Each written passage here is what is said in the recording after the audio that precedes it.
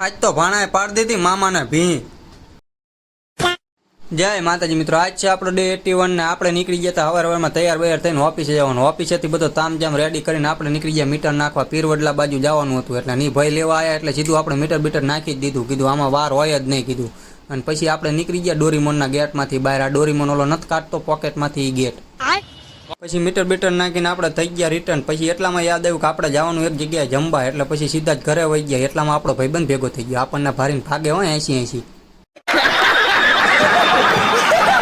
પછી આપણે આવી ગયા તૈયાર બૈયાર થઈને સોમપુરા વાડી આગળ હતા। કુલદીપભાઈ આપણને જોઈને હંતાતા હતા પણ મૂકું તો નહીં ને યાર, ઝૂમ કરીને લઈ લીધા ને એટલામાં ત્યાં વિરેન્દ્રભાઈની વાંહે આવી ગયો છોટા હાથી। એક મોટા હાથી ઘૂમને ચલા। પછી જયેશ કાકાએ ભાણાને દોડાયો, દકો નક્ષત્યો દોડીને પકડી લીધા કે જવા ન દઉં। મેં કહું આ ભાણાને મારી બારી ન લે।